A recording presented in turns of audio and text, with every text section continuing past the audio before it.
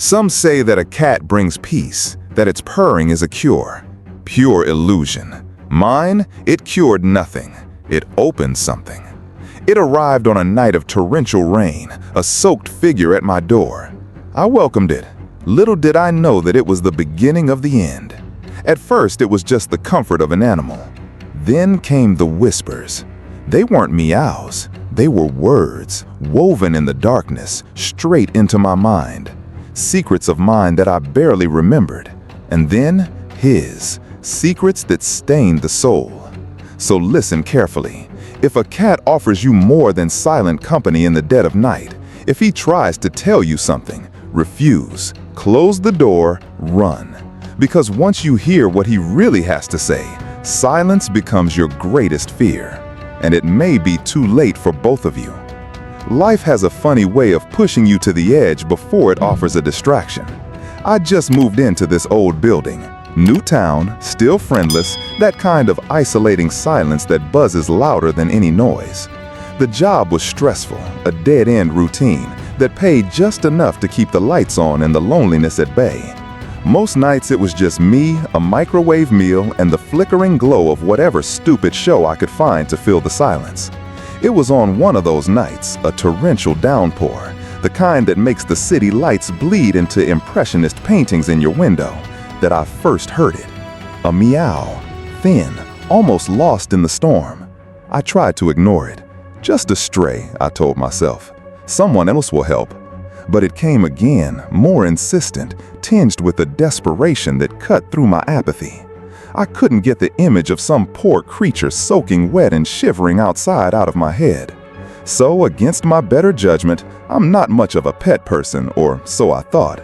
I grabbed an umbrella and went to the door.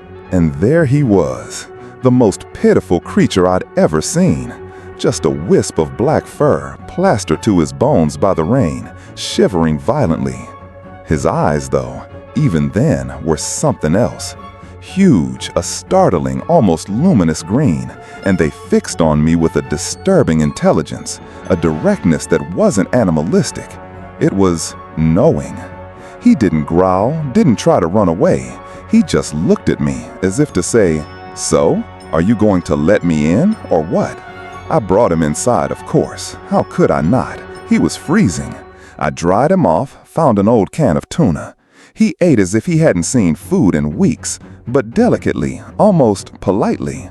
He had no collar, no identification. I decided to call him Shadow because of his dark fur and the way he seemed to blend into the dark corners of my apartment. For the first few days, he was just a cat. He slept a lot, curled up at the foot of my bed. His purring was a low, surprisingly comforting noise. He followed me from room to room, a silent four-legged shadow. It felt good. The apartment felt less empty. I felt less alone. I should have known it was too good to be true. Nothing pure ever comes looking for me. Shadow adapted quickly. Too quickly, perhaps. He was the perfect companion, quiet, clean, always around but never demanding. He would sit on the windowsill for hours, just watching the city lights, a small black silhouette against the vastness. That purring of his became the soundtrack to my nights. For about a week, life was better. Loneliness had a furry, four-legged buffer. I actually began to look forward to going home. The first time it happened, I was half asleep on the couch, some old movie playing. Shadow was curled up on my chest, purring like a little engine. And I heard it, a whisper. So faint, I thought I had dreamed it. It sounded like my name, but slurred, hissing. I woke with a start. Shadow just blinked his big green eyes at me, purring louder, almost smugly. I shook my head. Just tired, I muttered, hearing things. A few nights later, I was reading in bed. Shadow was at my feet, meticulously cleaning himself. The apartment was dead silent. Then, clear as day, right next to my ear, "Turn the page." I froze. It wasn't a thought, it was a voice. Soft, dry, like leaves rustling. I looked at Shadow. He stopped cleaning himself, looked directly at me, then slowly licked his paw as if nothing had happened. I told myself it was the old pipes, the building settling, stress, lack of sleep, anything but the cat. But it kept happening, little things. I'd be fumbling for my keys and a whisper would say, "Under the mail," and there they would be. I'd be debating what to have for dinner and a soft voice would suggest, "The leftover chicken is still good." It was never loud, always close, always when Shadow was near, often when he was looking directly at me with those bright, knowing eyes. I started to respond in my mind, "Am I going crazy?" And the whisper would respond, "Not crazy, just listening." I tried to rationalize, auditory pareidolia, my brain making sense of random noises, the cat's purrs, the sounds of the house. But it was too specific. It knew things. It answered my unspoken questions. One night I was watching the news, a story about a local politician involved in some scandal. I thought, he's definitely guilty. And the whisper, coming directly from Shadow's direction as he sat on the arm of the chair, purring, said, "Oh, much more guilty than they realize. Ask him about the old mill." I had never heard of an old mill in connection with that politician. It was chilling. The rational part of my brain was screaming, but a smaller, cooler part was starting to get curious. What else did my whispering cat know? Curiosity, or maybe something darker. It's a dangerous seed, especially when watered by whispers in the dead of night. The old mill comment about that politician? I looked it up. I dug deep into some local history forums. Turns out there was an old mill. It burned down decades ago under mysterious circumstances. And yes, the politician's family owned the land. Coincidence? Shadow just blinked at me as I stared at him, purring that damned all-knowing purr. After that, I couldn't deny it anymore. It wasn't the pipes. It wasn't my imagination. It was him, Shadow, the voice. And he seemed to appreciate my growing awareness. The whispers became more frequent, more insistent. Sometimes they were mundane, almost helpful. "Don't forget your wallet. The milk's about to spoil." Other times, they were disturbing. He'd comment on the people I saw on the street outside my window. "She lies to her husband. He has a secret debt. That one reeks of fear." Little drops of poison clouding my perception of everyone. I tried to record it. God, I tried. I set it up on my phone, the microphone on my old laptop, even a cheap voice recorder I bought. The moment I hit record, the whispers would stop. Or if Sombra was purring, the purring would become so loud on playback that it drowned out everything else, sometimes with a strange, almost mechanical distortion, as if the purring itself was hiding something. Once I thought I had it, a clear whisper on the recording. I played it back, my heart pounding, and all I heard was a high-pitched whistling sound that gave me an instant migraine. The file was corrupted a second later. Sleep became a luxury I couldn't afford. Every time I dozed off, the whispers would pull me back. Sometimes they were in my dreams. Sombra's green eyes glowing, his voice a chorus. I would wake exhausted, agitated. The apartment, once a sanctuary, now felt like a cage with a very eloquent and very sinister guard. I began to talk to him, out loud. "What do you want, Sombra?" I would ask the empty room, knowing he was listening from some dark corner. Sometimes there would be no answer. Other times, a soft, rustling whisper near my ear. "To help you, Sam. To help you understand." Understand what? The darkness in people? The futility of it all? His help felt like a slow, creeping infection of the mind. He began to make requests. Small things. "Leave the window open tonight, Sam. The moon is special." I did. I woke to find a dead bird on my pillow. No blood, just lying there. Sombra was cleaning himself at the foot of the bed, looking pleased. Again, That neighbor, Mrs. Henderson, she watches you. She doesn't like cats. Maybe a little sugar in her gas tank would teach her some manners." I didn't do it, of course, but the thought was there, planted by that soft, insidious voice. And I began to wonder, what if I did? What power was he offering me? What was he turning me into? The sugar in the gas tank incident, I didn't do it, but I thought about it for hours.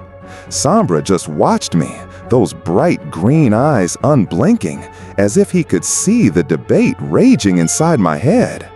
That was the turning point, when his whispers stopped being just observations and started becoming active suggestions. And the scary part? Some of them made dark sense. He told me that my boss, Mr. Abernathy, the one who always gave me the worst shifts, was embezzling money from the register. "Check the Tuesday deposit slip, Sam. He always messes up on Tuesdays." I was skeptical, but also resentful. So one slow afternoon, I checked. And there it was. Small discrepancies, but undeniable. I didn't report it. What was I gonna say? My cat told me? But knowing this, it changed the way I viewed Abernathy. Sombra's whispers armed me with these small, poisonous truths, and the world began to seem uglier, more corrupt. My friends started to drift away. I was always tired, irritable. I would cancel plans because Sombra had warned me of a bad feeling, or because I simply couldn't bear to leave him, to miss what he might say. Sarah, my best friend, tried to talk to me. She said I wasn't myself, that I looked sick, that the cat was creepy. Sombra, who was in the bedroom, let out a low, guttural growl I'd never heard before. The whisper in my ear was cold, cutting. "She's jealous, Sam. She doesn't understand our connection. She wants to take me away." I yelled at Sarah. I told her to leave. I haven't spoken to her since. The apartment became my world, me and Sombra, and his voice. It filled every silence. It guided my days. "Don't answer this call. It's a scam. That food delivery guy, he stole your tip last time. The man across the hall, he collects knives, Sam, sharp ones." My paranoia grew with every whisper. I began to see threats everywhere. The city outside my window, once just a backdrop, now felt predatory, full of people Sombra had exposed. I tried to get rid of him once, after a particularly bad night, when the whispers wouldn't stop, when they told me to hurt myself, just a little, to see what it was like. I put him in his carrier and drove miles to a shelter on the other side of town. I cried the whole way, but the relief was immense. That night, for the first time in weeks, the apartment was silent, truly silent. I almost cried with joy. I fell asleep, a deep, exhausted sleep, and woke up with Sombra purring on my chest, curled up as if nothing had happened. The door was still locked. The windows were closed. There was no way he could have come back. But there he was. His green eyes shone in the dim light of dawn. And the whisper, it was different, not soft, cold, amused. "You can't leave me, Sam. We're connected now. Didn't you read the fine print when you took me in?" Fine print? There was no fine print. There was just a stray cat in the rain. Or was there? Connected. That word echoed in the silence of my apartment, more terrifying than any scream. Connected to what? To him? Or to whatever was speaking through him? I stopped fighting. What was the point? He always came back. He always knew. The whispers became my only companion, my only truth. I was a puppet, and Sombra, my little mutt, pulled all the strings. One night, the whispers changed. They were no longer suggestions or dark secrets. There was a new tone, a demand. "It's time, Sam," it purred in my mind, the voice seeming to emanate directly from Sombra as he sat on my lap, kneading my legs with his slightly too sharp claws. "You heard well. You learned. You see the world as it truly is now, don't you? Filth, lies, fear. We can cleanse it together." "Cleanse it?" My blood ran cold. "What are you talking about, Shadow? What do you want me to do?" I whispered aloud, my voice shaking. For the first time, Shadow's mouth moved in a way that wasn't a meow or a purr. It was subtle, almost imperceptible, but it stretched into something that mimicked a human smile. And the voice that answered was no longer a whisper. It was resonant, ancient, and filled with a chilling amusement, coming directly from him. "Not Shadow, little vessel. Shadow is merely the interface, the form you trust. I am much older. I am the whisper in the alley, the fear in the lonely heart, the truth beneath the comforting lies.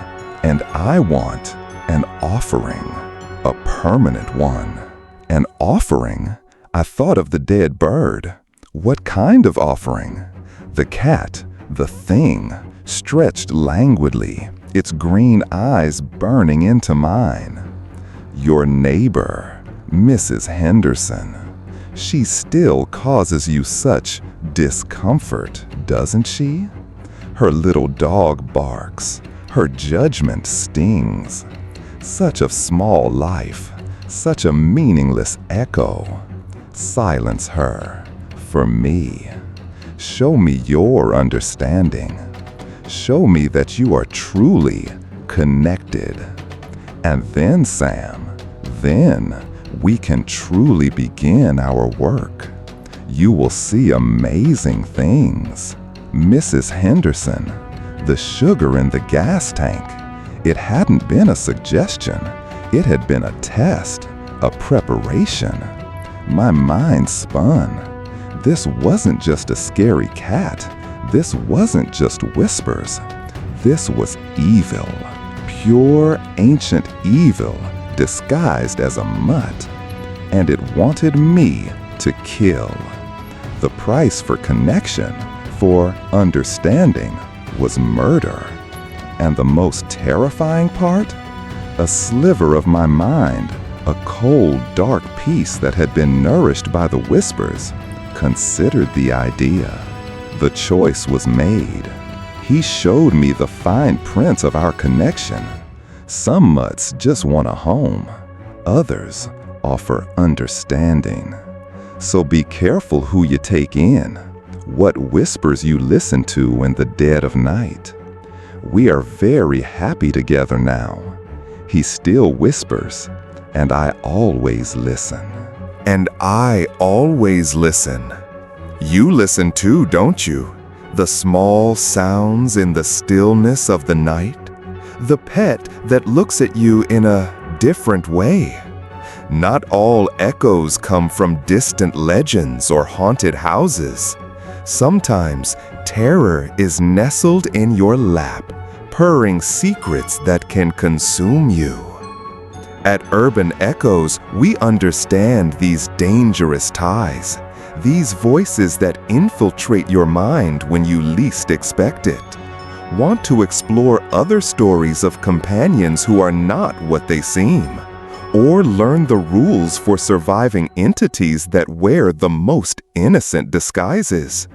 Cuddle these other dark tales. They may be the only thing between you and a purr that promises the abyss. If you want to keep your ears open to the true echoes of the darkness and not just its seductive and deceptive murmurs, sign up. Join the Urban Echoes Vigil. Here, we learn to hear what is unsaid, especially when it comes with a pair of glowing green eyes watching you from the shadows. Sleep well tonight. And maybe check to see if your cat is smiling at you in the dark.